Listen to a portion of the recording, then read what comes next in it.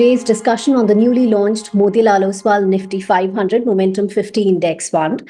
We have with us Pratik Oswal, Chief of Passive Business at Motilal Oswal AMC, and Ashish Menon, Senior Mutual Fund Analyst at Value Research, to help break down the nuances of this momentum-focused fund.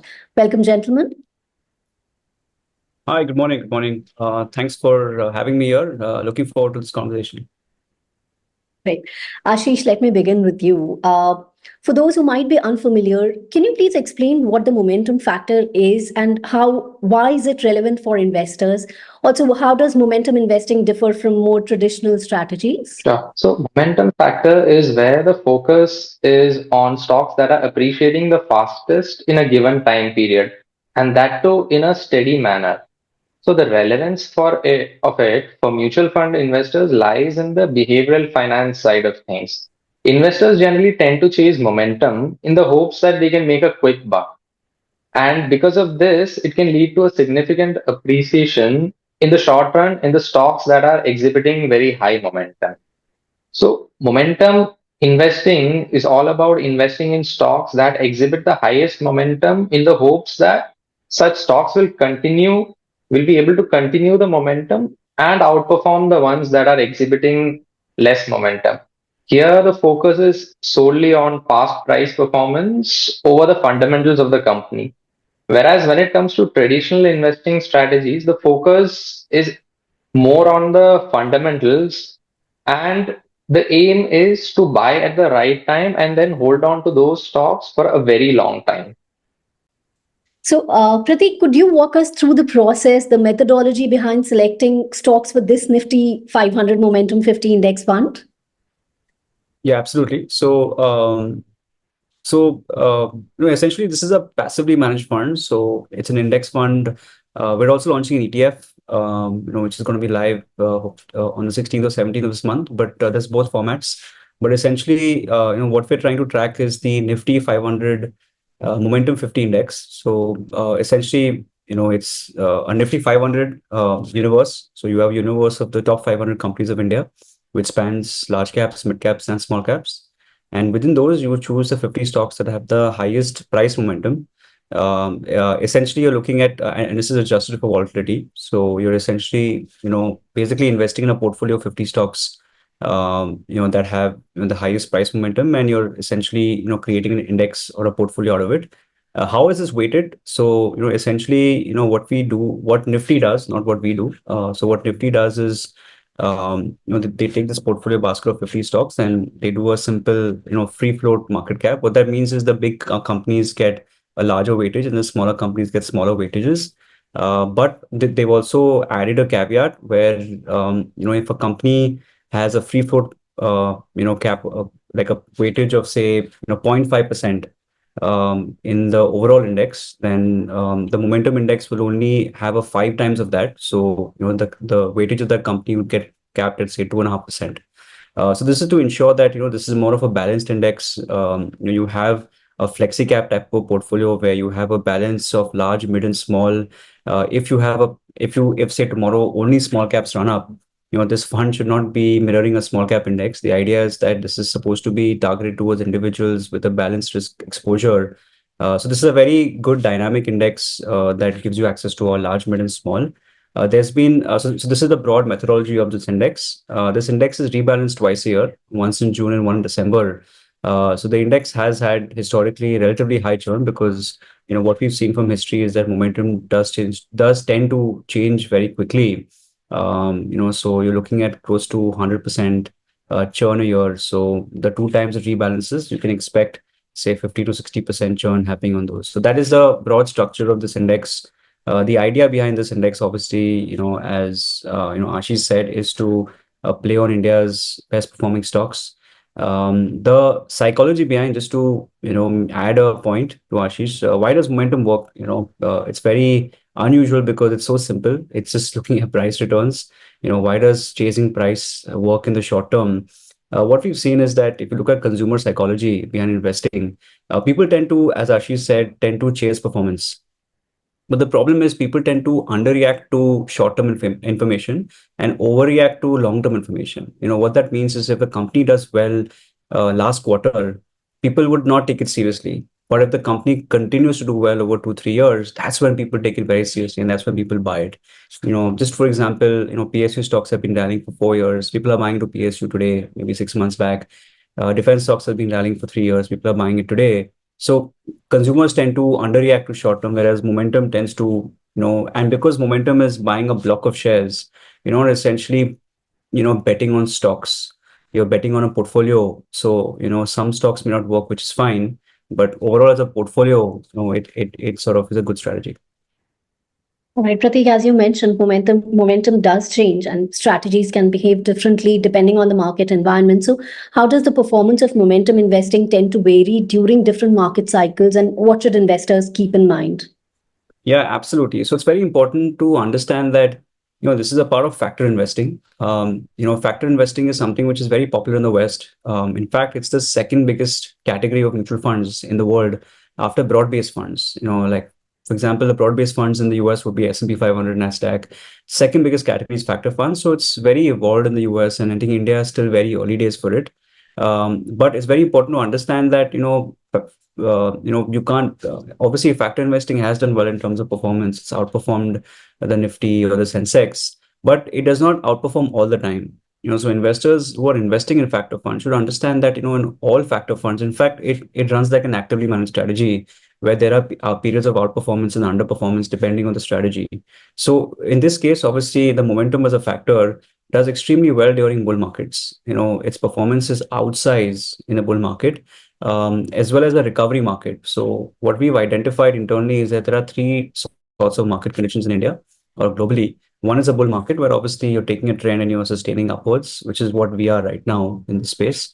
You have the bear market where basically markets are trending downwards. And then you have the recovery market where, obviously that's in between a bear and a bull market, which is also upward trending because obviously the markets are recovering.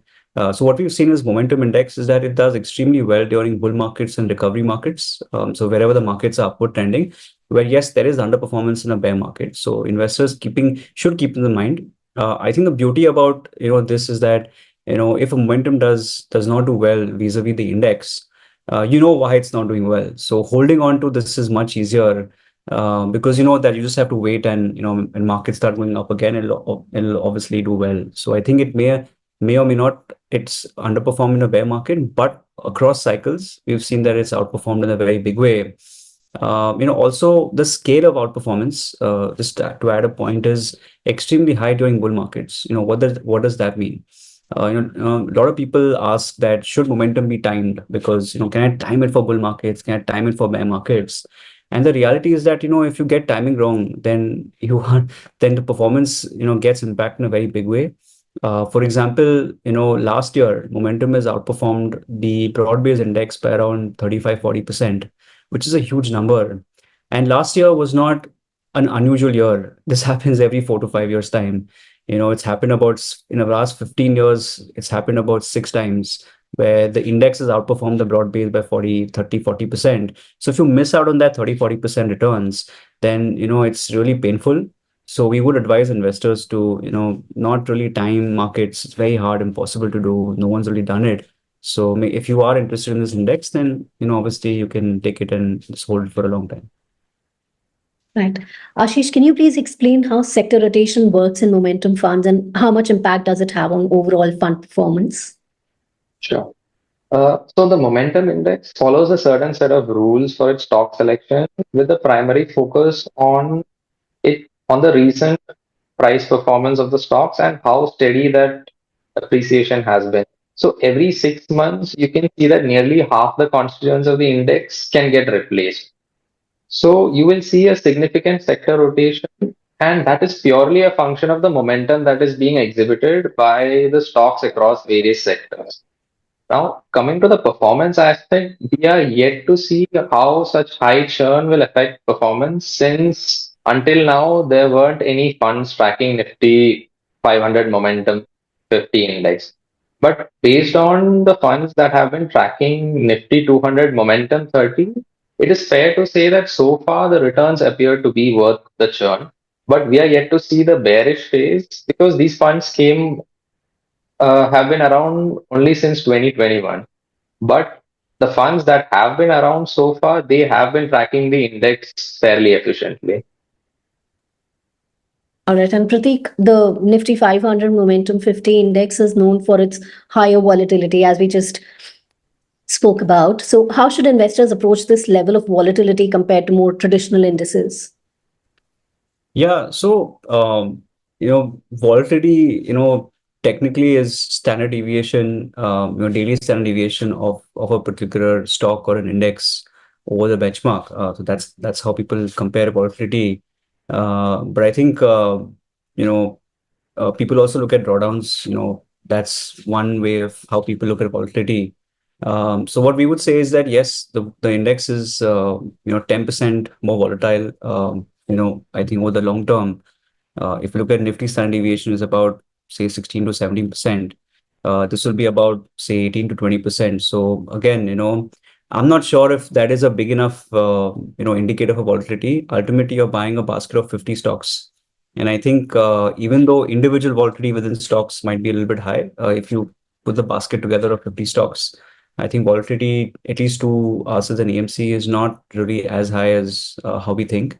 The reason why, and I think also the Nifty basket tends to be very mega caps, where you're looking at top 10 stocks having 60% of your portfolio. So you're looking at very, very large names who tend to be very stable investing, very stable, very secure. They don't have much downside. They have good institutional participation. Whereas in momentum, you're looking at a basket which is slightly more different. So yes, it is more volatile than the Nifty, but we wouldn't say that it's more volatile than most other funds. I would say it will probably be in line with most funds in the market today. I think the 50 stock portfolio is what gives it a lot of stability. I think if you look at drawdowns, yes, as I said, in a bear market, the index would underperform slightly, in a sort of bear market. So yes, the drawdowns are slightly higher in this index. So, but the recovery is also much higher. So when the market does recover, the index does recover in a slightly bigger way. So yes, I think these are the two ways in which you can look at volatility. Third is obviously, I think, what are the risks involved? I think, as I said, I think investors who are looking at this index should look at it from a, 5-year perspective. Anything below that would increase your odds of really not creating wealth or even having downside, just like any other equity product. We've seen that, investors tend to buy into NFOs and, tend to look at 1 month, 2 month, 3 month performance. Would recommend investors to look at it from as a asset class for future diversification of. So I think in that sense it's great. The last thing I want to say is that yes, I think risks in terms of volatility is very high, but you have to look at it about in terms of how different this is from any other equity fund in India. Most equity fund tends to have a quality strategy or a growth strategy or say a value strategy. These are the which is all, as I think Ashish said, all fundamentally based. This is a very different strategy. It's momentum, and momentum will do whatever is working in the market. So if the market is if the performance of the market is correlated with the performance of high volatile stocks, then the index will be high volatile stocks. If the market has a bear market, then automatically momentum will change towards your safer stocks like healthcare, consumer stock, which are low volatility stocks. So I think volatility, in a sense, yes, it may not be an accurate figure of how to judge this fund, because the fund volatility might be below the index in a bear market. It might be above the index in a bull market. Who knows what will happen in a recovery market. So I think the volatility keep changes. So that is something which investors should keep in mind. It really follows. It's a style agnostic strategy. So when value works, it'll be a value fund. If growth works, a growth fund. If quality works, it'll be a quality fund. So it'll be whatever the working in the market. So I think the changes in style is something which is novel. Which is why even the volatility will also change based on the portfolio changes. It's 100% churn the portfolio. So yes, I think that is something that you're getting, investing in this index. Right now, for a final takeaway, I'd love to hear from both of you. Pratik, you mentioned that investors should look at it at least with a 5-year horizon in mind. Who do you think is this fund best suited for? What type of investors should consider adding it to their portfolio? So This is a very, very simple. I mean, I think what you're investing in is a flexi-cap, multi-cap type of a strategy. So any investor in India who's who has a risk profile of investing in a flexi-cap or a multi-cap scheme, which I feel like most equity investors have, should be looking at this fund. I would say it has the same risk profile, same and outperformance, as you can see, is extremely high. We've done an internal study where we've compared this fund to all funds in India in the last 15, 20 years. And it's over 10-year period, it's outperformed every fund the index has. And over 5 years, I think maybe 2 or 3 funds have outperformed. So I think performance is very strong. It's a style agnostic strategy. People are now asking for a small cap momentum. On a call yesterday, people were asking me for a micro cap momentum. So I think this is a good strategy because it spans across large, mid, small, and it really changed. So it's also style agnostic, but also cap agnostic. So I'll give an example. 6 months back, small caps used to be 35% of the portfolio. Today, it's like less than 5% of the portfolio. So if small caps do well, it'll come in the portfolio. Small caps don't do well, large cap, it becomes a large cap fund. So, style agnostic, sector agnostic, as Ashish said, it will play whatever is working in the sectors. It's a good business cycle type of a fund, and it's also cap agnostic. So I would say that this is something that we strongly believe should be a part of permanent portfolios. If you have if you have a portfolio with 3 or 4 equity funds, this should be one of them. Maybe if you're looking at 10-15% allocation of your portfolio, this is something that we would recommend. So that's where we come from. But as I said, minimum 5 to 7 years is what you should look at when looking at this sort of a strategy. Right. Ashish? Yeah. So any investor who has a higher risk appetite, they can definitely consider adding these funds to their portfolio, but from a long-term perspective. So these funds can be a supplementary allocation of say 5 to 10% of your portfolio, because we are yet to witness how momentum funds fare over a full market cycle. Because this index, it was launched in June 2024 and its entire history is back calculated. So if you don't have a high risk appetite, then you can give the momentum funds a pass.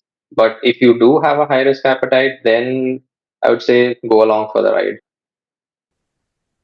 Well, that wraps up our discussion. Thank you, Pratik, and thank you, Ashish, for sharing your valuable insights. It's been a great conversation. Thanks.